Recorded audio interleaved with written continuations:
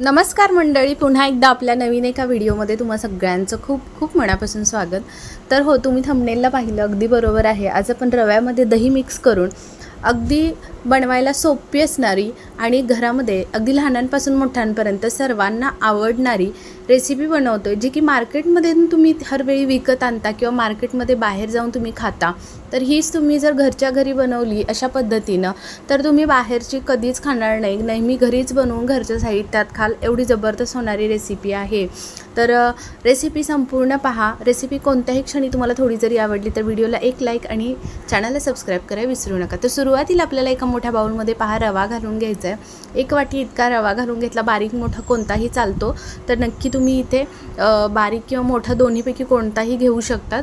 तर बारीक रवा घातला, त्याच्यानंतर अर्धी वाटी इतकं आपल्याला याच्यामध्ये दही घालून घ्यायचं आहे. आता दहीऐवजी तुमच्याकडे जर ताक असेल ना, तरी तुम्ही ताकामध्ये हा रवा भिजवला तरीही चालेल. अर्धी वाटी ताक घालून घ्यायचं. आता प्रमाणसुद्धा पहा, अगदी योग्य असं सांगितलेलं आहे, त्याच्यामुळे कुठेही चुकण्याची अजिबातच टेन्शन नाही आहे. 1 वाटी इतकं पाणी घालून घ्यायचं आहे. पाणी घालत असताना आपल्याला बघा थोडं थोडं असं पाणी घालून घ्यायचं आहे. अगदी व्यवस्थित असा रवा याच्यामध्ये मिक्स करून घ्यायचा आहे. गाठी गुठळ्या अजिबात याच्यामध्ये होऊ द्यायच्या नाहीत. तर पाहू शकता इथे तुम्हाला थोडंसं बॅटर अशा पद्धतीनं लूज जरी दिसत असलं तरीसुद्धा रवा आपण मोठा वापरलेला आहे, त्याच्यामुळे रवा फुलायला आणि रवा भिजायलासुद्धा इतकं पाणी गरजेचं आहे आणि अगदी योग्य प्रमाण आहे. आता हे आपल्याला ना व्यवस्थित मिक्स करून झाल्यानंतर एक 10 मिनटासाठी झाकण ठेवून रेस्टला ठेवायचं आहे, जेणेकरून आपला रवा तोपर्यंत छान फुलला जाईल. तर बघा 10 मिनटानंतर जर तुम्हाला इथे चटणी बनवायची असेल तर तुम्ही चटणी बनवून घेऊ शकता पुदिन्याची. आता मी इथे ऑलरेडी चटणी बनवून घेतलेली आहे, त्याच्यामुळे तो व्हिडिओ माझा याच्यामध्ये मी वापरलेला नाही. पुदिना, कोथिंबीर, आलं, लसूण, मिरची हे सर्व व्यवस्थित मिक्स करून याची आपण चटणी याच्यासोबत खाण्यासाठी बनवू शकतो. तर इथे ना आता बघा व्यवस्थित अगदी 10 मिनटं झालेत. रवासुद्धा अगदी व्यवस्थित भिजलेला आहे. कन्सिस्टन्सी तुम्ही पहिल्यापेक्षा पाहू शकता, थिक झालेली आहे. आता याच्यामध्ये ना आपल्याला चवीपुरतं मीठ घालून घ्यायचं आहे आणि व्यवस्थित असं मिक्स करून घ्यायचं आहे. आता मीठ घालून घेतलं की थोडा वेळ साईडला ठेवायचं. नंतर ना इथे मी ना आता वाफवण्यासाठी इथे मी स्टीमर घेतलेला आहे. आता स्टीमरमधील एक प्लेट काढून घेतली आहे आणि बटर पेपर त्या आकाराचा इथे मी कट करून घेतलेला आहे आणि त्याला ना तेल लावून घ्यायचं आहे. जर तुमच्याकडे बटर पेपर नसेल तरी तुम्ही प्लेटला तेल लावून घेतलं तरीही चालेल, काही हरकत नाही. तर इथे पाहू शकता व्यवस्थित असं बटर पेपरला तेल लावून घेतलं आणि इथे मी स्टीमरमध्ये ऑलरेडी पाणी गरम करायला ठेवलेलं आहे. जोपर्यंत पाणी गरम होत नाही तोपर्यंत आपल्याला पुढची प्रोसेस अजिबात करायची नाही. सुरुवातीला आपल्याला पाणी गरम करून घ्यायचं आहे आणि स्टीमरच्या प्लेटला तेल लावूनसुद्धा घ्यायचं आहे. तर पहा इथे पाणी तिकडे गरम होतं आहे, उकळतं आहे, तोपर्यंत आपण इकडे ना बॅटरमध्ये इनो घालून घ्यायचं आहे. अर्ध पॅकेट इतकं मी इनो घालून घेतलेलं आहे. आता इथे तुम्हाला जर सोडा वापरायचा असेल सोडासुद्धा वापरू शकतात किंवा मग इनो वापरायचं इनो वापरू शकता. तर इथे पहा आता जर जास्त वेळ तुम्ही ठेवत असाल तर इथं सोडा इनो वापरायची गरज नाही, पण आपण आजचा नाश्ता एकदम झटपट बनवतो त्याच्यामुळे मग इथे इनो वापरलेला आहे. तर पहा लगेच वरतून 1 चमचावर इतकं पाणी टाकलं. 1 चम्मच इतकं तेलसुद्धा तुम्ही वापरू शकता. मी तेल अजिबात वापरलेलं नाही, तरीसुद्धा पदार्थ आपला खूप मस्त बनणार आहे. तर इथे पहा आता लगेचच आपल्याला अजिबात ठेवायचं नाही. इनो लगेच ॲक्टिवेट होतो आहे आणि ॲक्टिवेट असतो आहे तेव्हाच आपल्याला हे सर्व मिश्रण या प्लेटमध्ये ओतून घ्यायचं आहे. व्यवस्थित असं पसरवून घ्यायचं पहा चमच्याच्या मदतीने. आता याच्यावरती वरतून थोडीशी मी अगदी मिरची पावडर भुरभुरणार आहे, दिसायलासुद्धा खूप छान दिसतं याच्यासाठी. तर आता पहा व्यवस्थित अगदी आपल्याला मिरची पावडर घालून घेतल्यानंतर अजिबात जास्त वेळ ठेवायचं नाही. लगेचच इकडे पाणीसुद्धा उकळायला लागलेलं आहे, पाहू शकता, मी दाखवते तुम्हाला. लगेच आपल्याला ही प्लेट या स्टीमरमध्ये ठेवून घ्यायची आहे आणि 15 ते 20 मिनटं अजिबात याला उघडून पाहायचं नाही.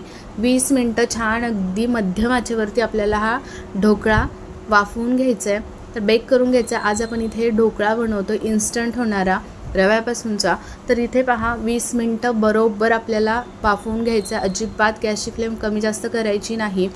जितकं छान आपला इनो घातल्यानंतर इनो ॲक्टिवेट असतो तेव्हाच लगेच आपण स्टीमरमध्ये प्लेट ठेवली की अगदी छान आपला बनणारा पदार्थ अगदी स्पॉन्जी आणि जाळीदार मस्त बनतो.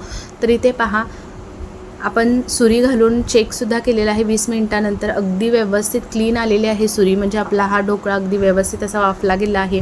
तर पहा पूर्णपणे थंड करून घ्यायचं आहे आपल्याला आणि त्याच्यानंतर आपल्याला व्यवस्थित अशा कडा मोकळ्या करून घ्यायच्या आहेत याच्या. तर आता असं जरी तुम्ही याच्यामध्येच जरी कट केला तुम्हाला हव्या त्या आकारामध्ये तरीही चालू शकतं, पण आता मी काढून घेते दुसऱ्या प्लेटमध्ये. तर आता पहा मी साईडनं ह्या सर्व कडा काढून घेते. कडा मोकळ्या करून घेतल्या की व्यवस्थित अगदी अलगद हाताने आपण उचलू शकतो. इतका सहज तो निघतो कारण आपण खाली बटर पेपरसुद्धा वापरलेला आहे. तर पाहू शकता फक्त मी साईडनं काढून घेतलेला आहे मोकळा करून आणि प्लेट पाहू शकता अगदी क्लीन आहे आणि साईडनंसुद्धा व्यवस्थित अगदी निघालेला आहे. आता याला पलटी करून घ्यायचा आणि जो बटर पेपर आहे तो वरतून बघा अलगद हाताने काढून घ्यायचा. पाहू शकता खालनंसुद्धा अगदी व्यवस्थित अगदी मस्त असा ढोकळा इथे आपला तयार झालेला आहे. अगदी स्पॉन्जी तयार झाला आहे. जवळूनसुद्धा मी तुम्हाला दाखवते. आता पलटी करून दाखवते पहा. बघू शकता खूप मस्त अशी जाळी सुटलेली आहे आणि कलरसुद्धा खूप भारी आला आहे जो की आपण वर्ण मिरची पावडर टाकलेली आहे. आता ना बऱ्याच वेळा आपण हा मार्केटमधला महागडा पदार्थ किंवा मार्केटमध्ये जाऊन असा ढोकळा खात असतो. जर या पद्धतीनं तुम्ही जर हा ढोकळा घरीच बनवला ना तर घरच्या साहित्यांमध्ये आपली स्वच्छतेची काळजी घेऊन आणि हेल्दी आणि झटपट होणारी रेसिपी आहे. अगदी कोणीही सहज बनवू शकतं. एवढी जबरदस्त लागते. खायला जितकी दिसायला सुंदर दिसते त्याच्यापेक्षा खायलासुद्धा तितकीच टेस्टी झालेली आहे. तर नक्की या पद्धतीनं तुम्हीसुद्धा बनवा. पहा इथे मी आता काढून घेतल्यानंतर आपल्याला हव्या त्या आकारामध्ये आपण इथे हा कट करून घ्यायचा आहे. तर इथे पहा व्यवस्थित अगदी मी कट करून घेते. आता इथे कट करून घेतला की पाहू शकता मी एक तुम्हाला दाखवते सुद्धा. खूप मस्त अगदी जाळीदार तयार झालेला आहे. जाळीसुद्धा बघू शकता. जवळूनसुद्धा दाखवते मी. स्पॉन्जी झाला आहे मस्त असा. इतका छान जर घरीच बनत असेल तर मग मार्केटमधला कशाला आणायचा. घरीच बनवून अगदी काही मिनटामध्येच हा घरी बनतो. तर अगदी व्यवस्थित अगदी छान सर्वांना मुलांनापासून सगळ्यांना अगदी मोठ्यांपर्यंत सर्वांना आवडणारी रेसिपी आहे. विशेष म्हणजे चटणीसोबत तर अजूनच छान लागतो. तर इथे मी ऑलरेडी चटणी बनवून घेतलेली आहे. आता मी तुम्हाला ती लास्टलाच दाखवणार आहे. तुम्हाला मी सुरुवातीला सांगितलं याच्यामध्ये जर तुम्हाला चटणी बनवायची असेल तर पुदिना, कोथिंबीर, आलं लसूण मिरची हे सगळं मिक्स करून थोडंसं दही वगैरे किंवा याच्यातला एखादा पीस टाकून तुम्ही त्याच्यामध्ये अशी चटणीसुद्धा बनवू शकतात. खूप मस्त होते तीसुद्धा चटणी. तर मी इथे व्यवस्थित अगदी चटणी सुरुवातीलाच बनवून घेतली होती. तर आता पहा छान असा तडकासुद्धा याच्यावरती करून घेऊयात. तर तडक्यासाठी बघा फक्त मी इथे ना तेल गरम करून घेतलं आहे चमचाभर इतकं आणि त्याच्यामध्ये मोहरी फक्त घातलेली आहे. हिंग, मोहरी, कढीपत्ता आणि मिरच्या घातलेल्या आहेत काही बारीक कट करून. तेवढीच फोडणी आहे घातलेली. आता आपण जसं ढोकळ्यावरती घालतो तसं याच्यामध्ये पाणी, साखर वगैरे अजिबात बिलकुल काही घातलेलं नाही. तर इथे पहा वरतून कोथिंबीर घातली आणि दिसायलासुद्धा पाहू शकता काय सुरेख अगदी हा ढोकळा तयार झालेला आहे. बघता क्षणी तोंडाला पाणी सुटतं आणि लगेच खायला घ्यावंसं मन होतं. तर मग काय अशा पद्धतीनं बनला की मग काय राहवतच नाही. लगेच मग तयार केलेल्या चटणीसोबत आपण एन्जॉय करू शकतो. तर इथे पहा किंवा मग तुम्ही असंसुद्धा खाऊ शकतात बरं का. फक्त आपण जे मिश्रण सुरुवातीला तयार केलं ना त्याच्यामध्ये तुम्हाला मिरची वाटून घालायची आहे किंवा मिरची एखादी टाकायची वाटणामध्ये. तर अगदी छान असा मस्त होता. असासुद्धा तुम्ही खाऊ शकता. असंसुद्धा चटणीसोबत न खातासुद्धा खूप भारी लागतो. आता इथे ना अगदी हा सुद्धा काढून घेते आणि मध्ये आपण ना चटणीची वाटी ठेवूया. चटणीसोबत ना खरंच खूप दिसायलासुद्धा भारी दिसतं आणि खायलासुद्धा. जर झटपट अगदी तुम्हाला काहीतरी बनवायचं आहे, पाहुणे मंडळी येत आहेत, तर त्यांना बाहेरचं आणून देण्यापेक्षा किंवा मग आणि काहीतरी जुगाडू दुसरे मेहनतीचे काहीतरी नाश्ते बनवण्यापेक्षा हा नाश्ता खरंच खूप भारी आहे. दिसायला जितका छान दिसतो ना त्याच्यापेक्षा खायला अप्रतिम चवीचा आहे. नक्की तुम्हीसुद्धा एकदा बनवून पहा. सर्वांना खूप जास्त आवडेल. घरात तर आता मी ना हा बऱ्यापैकी 2-3 वेळा तर बनवते आठवड्यामध्ये. कारण झटपट होणार आहे. सगळं साहित्य आपल्या घरामध्ये असतं आणि विशेष म्हणजे अशा पद्धतीचे खूप सारे व्हिडिओज मी ना आपल्या चॅनलवरती साधे सोपे अपलोड केलेले आहेत. नक्की चेक करा तुम्ही. खूप जास्त आवडती तुम्हाला. खूप साध्या सोप्या मस्त अशा रेसिपी आहेत. जर आपल्या चॅनलवरती अजूनही कोणी नवीन असेल, सबस्क्राईब केलं नसेल तर नक्की सबस्क्राईब करा आणि त्याच्यापुढील बेल आयकॉन प्रेस करा. म्हणजे माझे जेव्हा कधी मी व्हिडिओ अपलोड करेन तेव्हा सगळ्यात पहिल्यांदा तुमच्यापर्यंत पोहोचतील.